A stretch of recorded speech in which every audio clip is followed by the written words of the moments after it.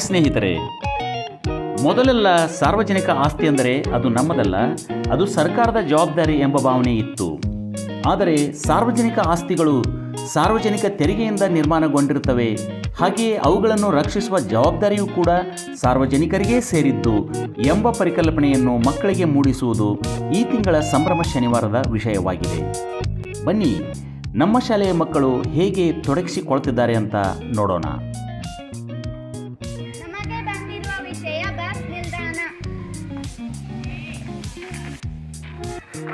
ಗುಂಪು 2 ನಮಗೆ ಬಂದಿರುವ ವಿಷಯ ಗ್ರಂಥಾಲಯ. ನಮಗೆ ಬಂದಿರುವ ವಿಷಯ ಶಾಲೆ. ಗುಂಪು 4 ನಮಗೆ ಬಂದಿರುವ ವಿಷಯ ಶುದ್ಧ ಕುಡಿಯುವ ನೀರಿನ ಘಟಕ.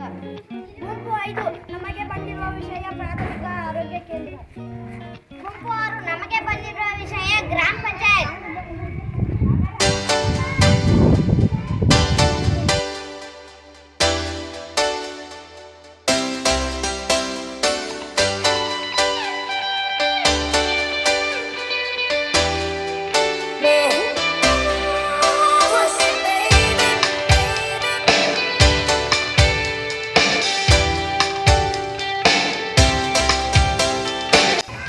ನಮಗೆ ಬಂದಿರುವ ವಿಷಯ ಶಾಲೆ.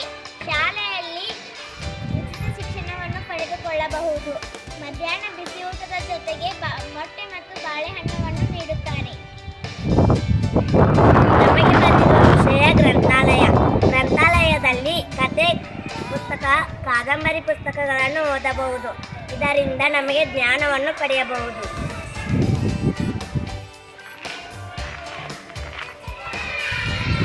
ನಮಗೆ ಬಂದಿರುವ ವಿಷಯ ಗ್ರಾಮ ಪಂಚಾಯತ್.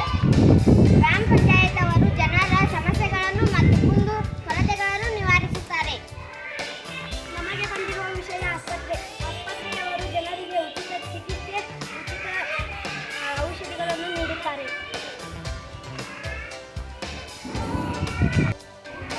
ಶುದ್ಧ ಕುಡಿಯುವ ನೀರಿನ ಘಟಕದಿಂದ ನಾವು ನೀರನ್ನು ಪಡೆಯಬಹುದು. ಆದರೆ ಆ ನೀರನ್ನು ನಾವು ಪೋಲು ಮಾಡದೆ ಸಂರಕ್ಷಿಸುವುದು ನಮ್ಮೆಲ್ಲರ ಜವಾಬ್ದಾರಿ.